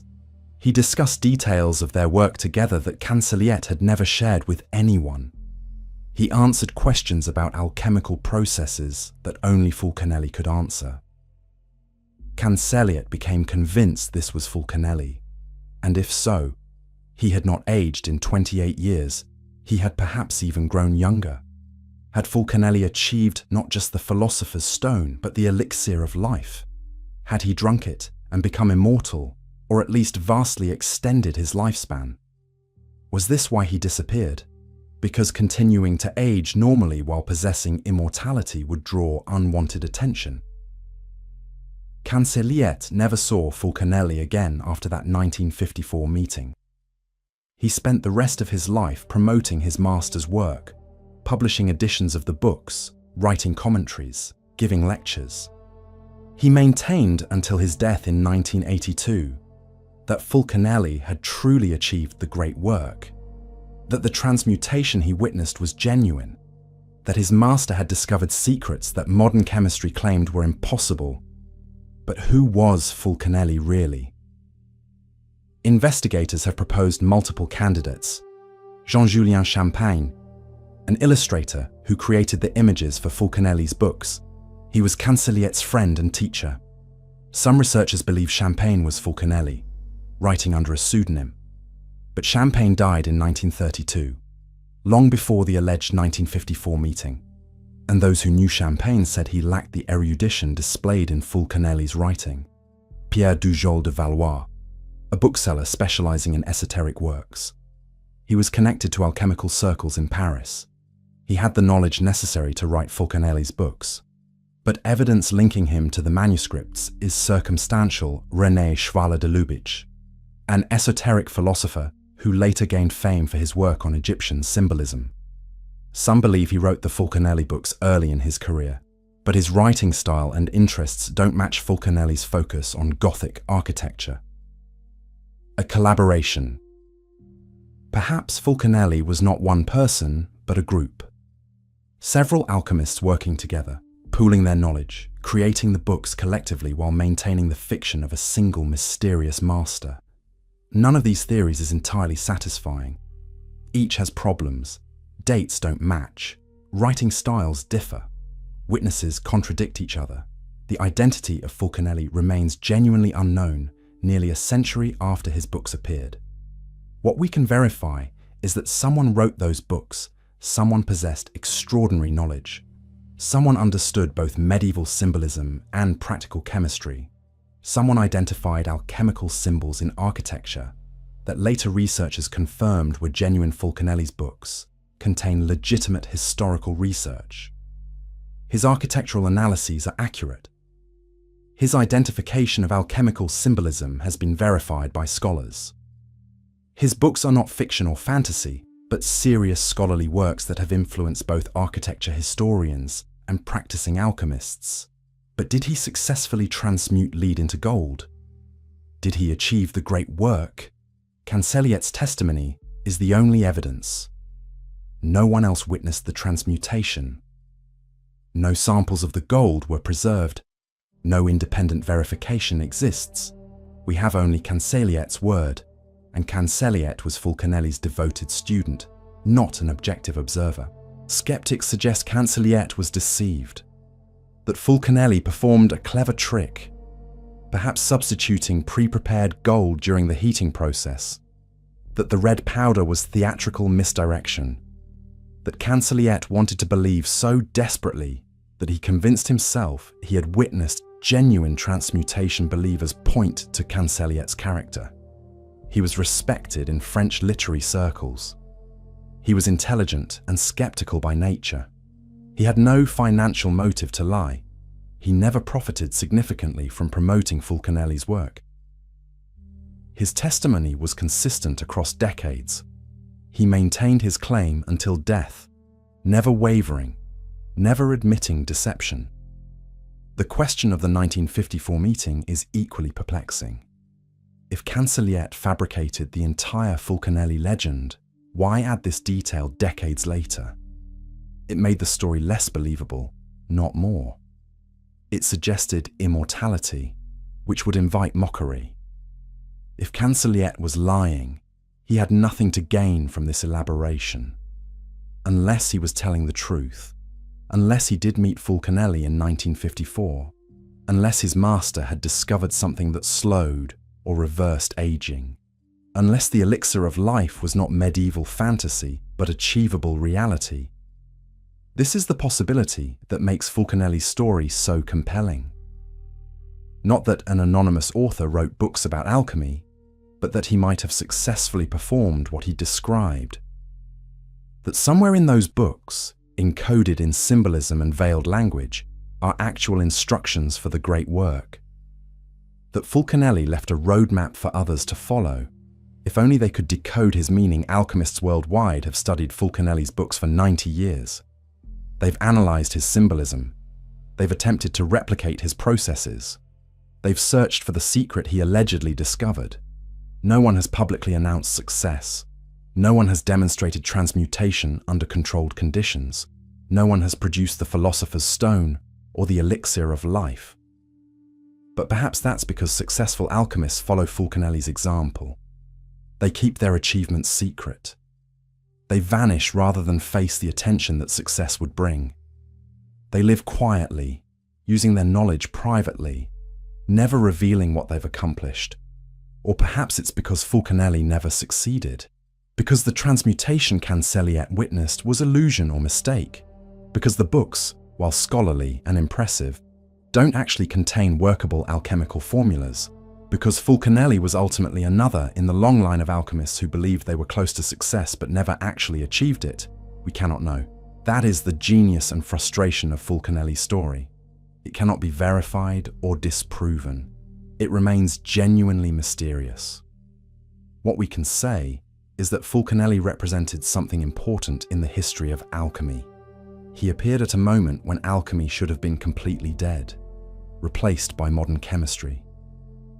The periodic table had been established. Atomic theory had been proven. Nuclear physics had demonstrated that transmutation was possible through completely different processes than alchemists imagined. Yet Fulcanelli argued that medieval alchemists had understood something that modern science had forgotten, that their symbolism contained genuine knowledge, that their processes, properly understood, could achieve results that conventional chemistry claimed were impossible. Was he right? Modern physics has proven that transmutation is theoretically possible. Particle accelerators can transform elements, but not through the methods alchemists described, not using sulfur and mercury and philosophical mercury, not through heating and distillation in medieval laboratories, unless medieval alchemists had discovered processes that modern science has not yet rediscovered. Unless their symbolism described real operations that worked for reasons we don't understand. Unless Fulcanelli was preserving knowledge that will only make sense when we develop new theoretical frameworks. This is speculation, but it's the kind of speculation that Fulcanelli's work invites. His books don't read like historical curiosities. They read like instruction manuals. They suggest that someone who truly understood could replicate the results they describe. If Fulcanelli achieved what Cancelliet claimed, where is he now? Living under a false identity somewhere in Europe, hiding from attention, occasionally revealing himself to select students, as he allegedly did in 1954. Or is he dead, his achievements dying with him because he refused to document them clearly enough for others to replicate? Or did he achieve something stranger, a form of existence that transcends normal human life, an alchemical transformation that makes him no longer quite human, but something else, something that can move through the world unnoticed because we lack the perception to recognize what he has become? The mystery of Fulcanelli is ultimately a mirror. What we believe about him reflects what we believe about alchemy, about human potential, about whether ancient wisdom might contain truths that modern rationality has discarded too quickly. Fulcanelli vanished in 1926, or 1954, or never, depending on which account you trust. His books remain, preserved in libraries, studied by alchemists, analyzed by scholars. His identity remains unknown. His achievements remain unverified. His fate remains mysterious. And perhaps that's exactly what he intended. To become a legend more powerful than any historical person could be, to inspire seekers, to preserve knowledge, to suggest possibilities, to remain forever just beyond the reach of those who would solve his mystery. The last alchemist, the one who might have succeeded, the man who vanished at the moment of triumph or failure or transcendence. Fulcanelli lives in the space between fact and legend, and for those who seek the philosopher's stone, that space is exactly where the great work occurs. We leave 20th century Paris now. Fulcanelli's books shelved in libraries where they wait for readers who might understand. We travel back to the 16th century one final time, to a physician and astrologer whose prophecies have fascinated humanity for 5 centuries, who predicted events centuries before they occurred, who saw the future through methods that combined astrology, alchemy, and perhaps genuine precognition, who served Catherine de' Medici as her primary advisor on matters of fate, who wrote quatrains that remain cryptic and debated and eerily accurate even today. Michel de Nostradamus. Nostradamus, the prophet, the alchemist, the man who claimed to see across time itself. Chapter 6. Nostradamus, the prophet who saw too far. On the night of June 30th, 1559, Michel de Nostradamus sat in his study in Salon de Provence, reading a letter from Queen Catherine de' Medici. The Queen was desperate. King Henri II would participate in a tournament celebrating peace treaties and royal marriages. Catherine had dreamed of disaster. She had consulted astrologers who warned of danger. She begged Nostradamus to consult the stars and tell her whether her husband was safe. Nostradamus had already answered this question. 4 years earlier, in 1555, he had published the first edition of his prophecies, Les Prophéties. Among the 353 quatrains in that volume was one that seemed to predict exactly what Catherine feared. The young lion will overcome the old one. On the field of battle in single combat, he will pierce his eyes in a cage of gold, 2 wounds in one, then he dies a cruel death. Catherine knew this quatrain. She had asked Nostradamus about it previously. He had been evasive, as he often was with prophecies that foretold tragedy for his patrons. Now, with the tournament approaching, she demanded clarity. Nostradamus replied carefully. The stars suggested caution. Perhaps the king should avoid combat sports for a time. Perhaps the tournament could be postponed. Catherine showed the letter to Henri. The king laughed. He was 40 years old, in excellent health, an experienced warrior. He would not be frightened by astrologers' warnings. The tournament would proceed as planned. On July 1st, 1559, King Henri II faced Gabriel de Lorge, Count of Montgomery. In a joust, Montgomery was younger than Henri, the young lion. They were both excellent jousters. The competition was friendly, ceremonial, not meant to be dangerous. But during the third pass, Montgomery's lance shattered. A large splinter pierced the king's helmet, a cage of gold. The splinter entered Henry's eye and penetrated his brain. A second, smaller splinter pierced his throat, 2 wounds in one. Henry suffered for 10 days. The best physicians in France could not save him. He died on July 10th, 1559, exactly as Nostradamus had predicted 4 years earlier. This prophecy made Nostradamus the most famous seer in Europe. Catherine de' Medici summoned him to Paris, made him counselor and physician in ordinary to the king, her son Charles IX, and consulted him regularly on matters of state for the rest of his life. But who was Nostradamus before this prophecy made him famous? He was born Michel de Nostradame in Saint-Rémy de Provence on December 14th, 1503. His family was Jewish, but had converted to Catholicism to avoid persecution. His grandfather taught him Latin, Greek, Hebrew, mathematics, and astrology. Young Michel was brilliant, memorizing vast amounts of information, demonstrating facility with languages and calculation. He studied medicine at the University of Montpellier, earning his degree despite opposition from faculty who considered his methods unorthodox. He practiced medicine during plague outbreaks, developing treatments that seemed to work better than conventional approaches. His prescriptions emphasized hygiene, fresh air, and herbal preparations rather than the bloodletting and mercury treatments that mainstream physicians preferred. Nostradamus's plague remedies were surprisingly effective. He saved lives in towns where other physicians failed. His reputation as a healer grew, but he could not save his own family. His wife and 2 children died during a plague outbreak around 1538. This tragedy devastated him. He abandoned his medical practice and traveled through France and Italy for several years, studying with various scholars, learning astrology and alchemy, developing the methods he would later use for prophecy. In 1547, he settled in Salon de Provence. He remarried, had 6 children, and began writing. His first publications were practical, annual almanacs containing weather predictions, agricultural advice, and astrological forecasts. These were popular and profitable, but Nostradamus was working on something larger, something that would preserve his knowledge for future generations, something that would demonstrate his ability to see across time itself.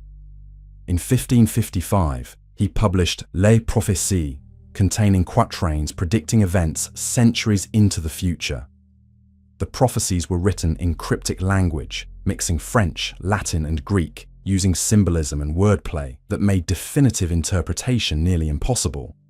This obscurity was deliberate. Nostradamus explained in his preface that he wrote cryptically to avoid persecution. Clear prophecies of disaster for rulers could be considered treason. Predictions about religious conflicts could offend the Catholic Church. So Nostradamus hid his meaning in symbolism that could be interpreted multiple ways. But some quatrains seemed clear enough to be recognizable after events occurred. The prophecy of Henri II's death was the most famous, but there were others. He apparently predicted the French Revolution.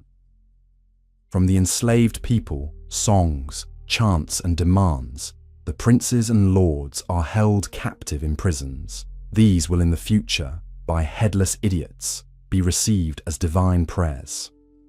The rise of Napoleon. An emperor will be born near Italy who will cost the empire very dearly. They will say, when they see his allies, that he is less a prince than a butcher. The Great Fire of London in 1666. The blood of the just will be demanded of London. Burnt by fire in the year 66. The ancient lady will fall from her high place, and many of the same sect will be killed. World War II and Hitler. From the depths of Western Europe, a young child will be born of poor people. He who by his tongue will seduce a great troop. His fame will increase towards the realm of the East. Beasts ferocious with hunger will cross the rivers. The greater part of the battlefield will be against Hister. Into a cage of iron will the Great One be drawn. When the child of Germany observes nothing. The atomic bombs on Hiroshima and Nagasaki. Near the harbour and in 2 cities will be 2 scourges the like of which have never been seen. Hunger, plague within, people thrown out by the sword, will cry for help from the great immortal God.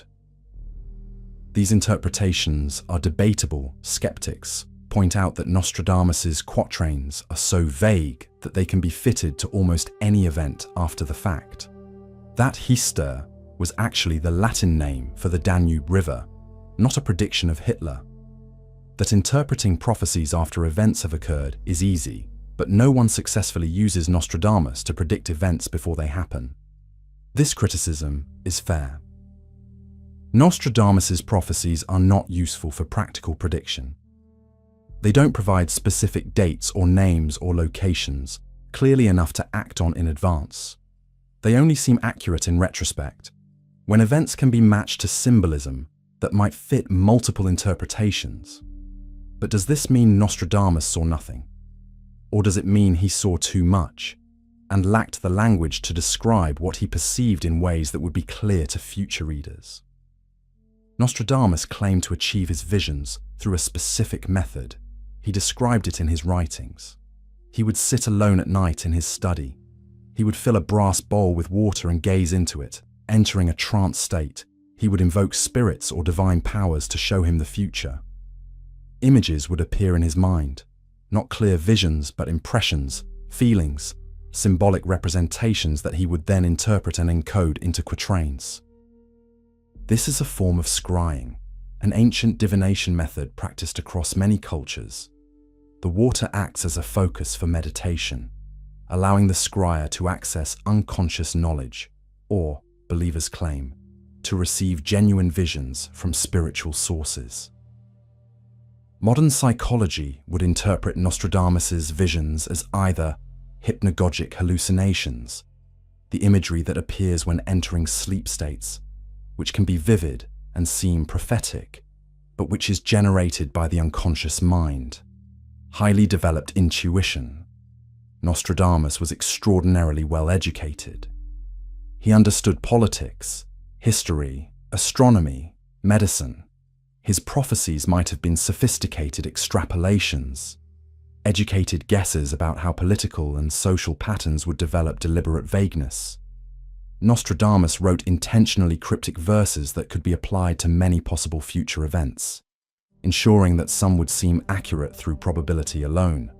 But there's a fourth possibility that believers maintain, that Nostradamus genuinely perceived future events through methods we don't understand, that time is not linear in the way we assume, that past, present, and future exist simultaneously, and that certain individuals under certain conditions can perceive across this temporal landscape.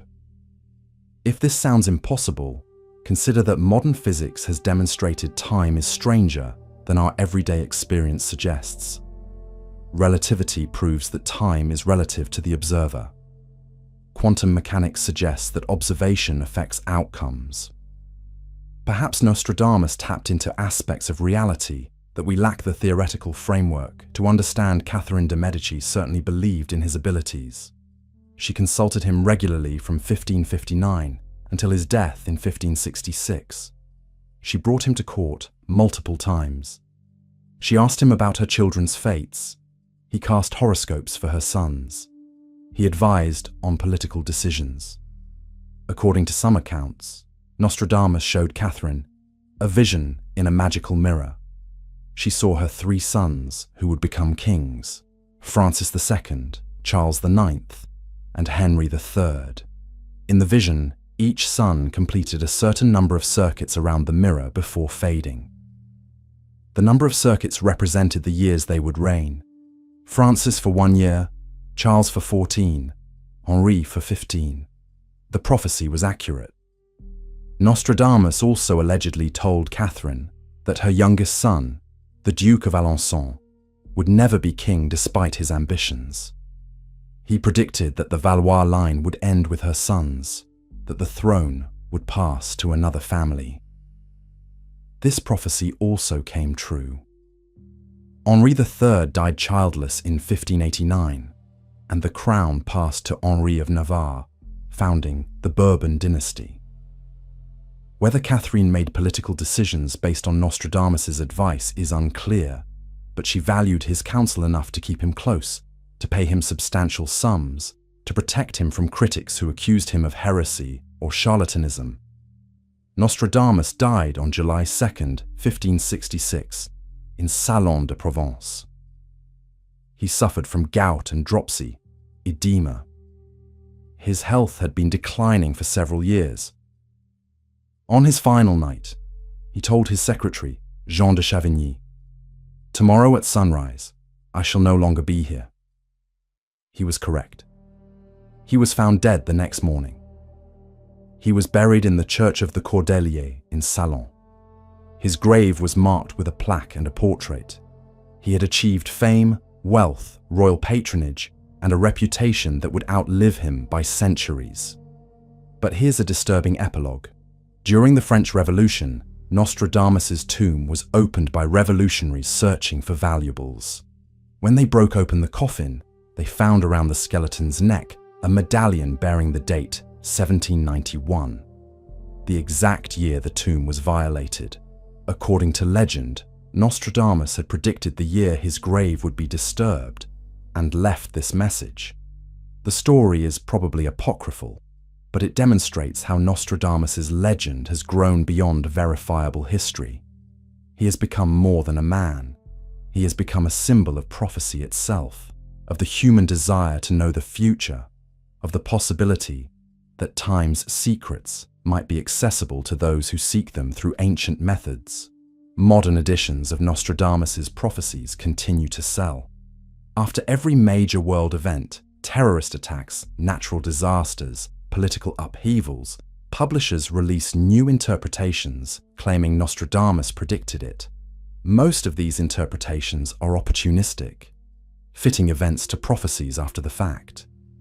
But occasionally, a quatrain seems unsettlingly accurate, not vaguely fitting, but specifically describing details that shouldn't be possible to predict through guesswork alone.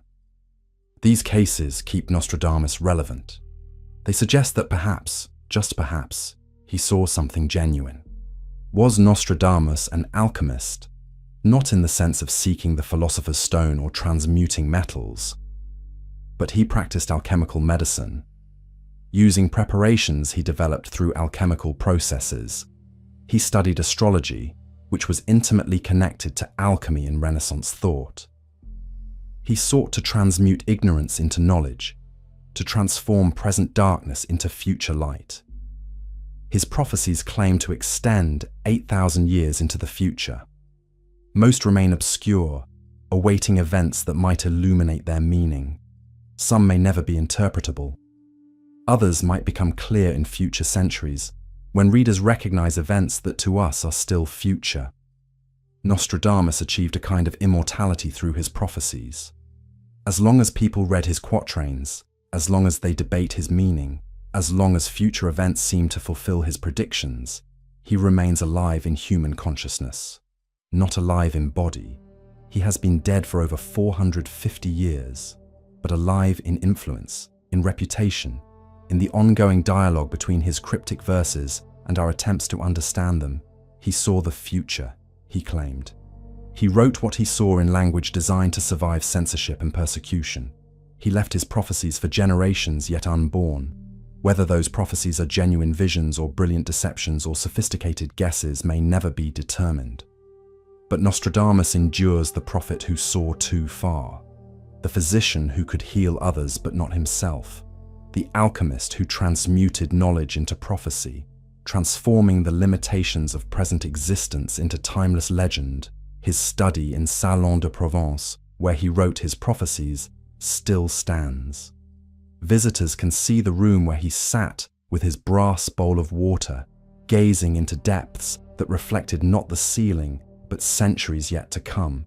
And perhaps, if you sit quietly in that room, if you allow your mind to still, if you're receptive to impressions from beyond ordinary consciousness, you might sense something of what Nostradamus perceived.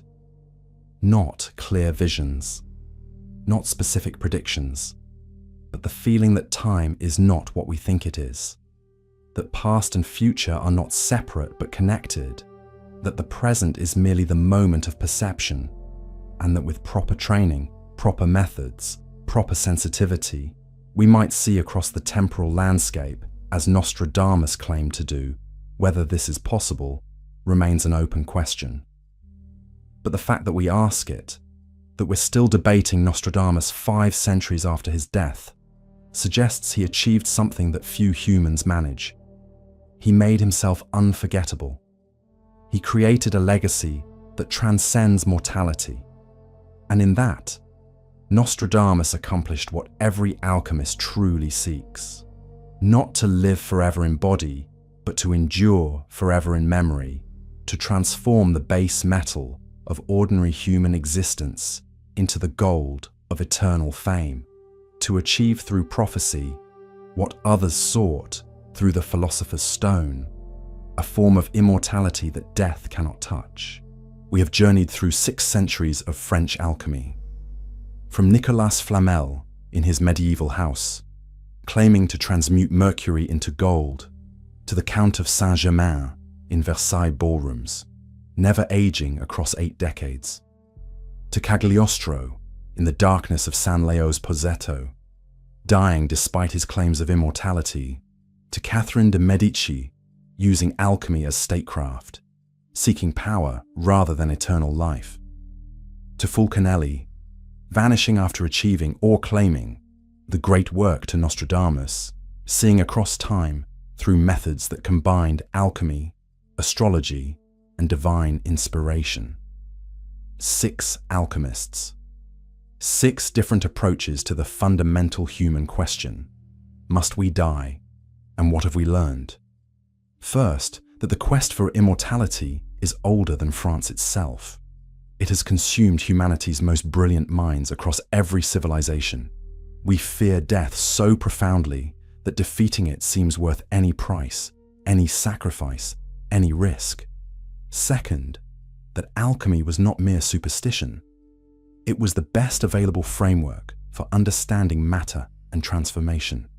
It combined observation, experimentation, and theory. It produced discoveries that advanced medicine and chemistry. The fact that its ultimate goals, transmutation and immortality, proved impossible doesn't invalidate the legitimate knowledge it generated along the way. Third, that belief can be as powerful as fact. Whether any alchemist truly created the philosopher's stone is debatable, but their belief that it was possible drove them to extraordinary achievements. Nicolas Flamel's wealth-funded hospitals, that saved lives. Nostradamus's medical treatments cured plague victims. Catherine de' Medici's use of alchemical advisors helped her navigate political crises that preserved France's belief in alchemy's promises, produced real-world results, regardless of whether those promises were true. Fourth, that immortality has costs we rarely consider. If Saint-Germain truly lived for centuries, he was utterly alone. Everyone he loved died. Every friendship was temporary. Every connection was doomed to end with the other person's death. If Fulcanelli achieved the elixir of life, he could never reveal it without becoming a prisoner or a specimen, studied by scientists or exploited by governments. Immortality in a world of mortals would be exile, not triumph. Fifth, that France has been the center of Western alchemy for 1,000 years. From Flamel in medieval Paris to Fulcanelli in Belle Époque Paris, the quest for transmutation and immortality has been pursued more intensely, more systematically, more openly in France than anywhere else in Europe. This is not coincidence. French culture has always balanced rationality with mysticism, enlightenment with occultism, scientific rigor with openness to possibilities beyond current understanding. And finally, that the question remains open. We have not proven that the philosopher's stone is impossible. We have simply not yet achieved it. We have not demonstrated that the elixir of life cannot exist. We have simply not yet created it. Modern science has accomplished transmutation through nuclear physics and life extension through medicine. Perhaps the alchemists were right about the goals, but wrong about the methods. Or perhaps the methods work, and we simply haven't understood them yet. Good night, and may you find, if not immortality, then something equally valuable. A life lived so fully, so intensely, so meaningfully that when death finally comes, you can face it without regret, knowing that while you could not defeat it, you also refuse to let its inevitability prevent you from attempting the impossible. The alchemist's fires are cold, but the work continues, and perhaps that is the only immortality any of us will ever achieve.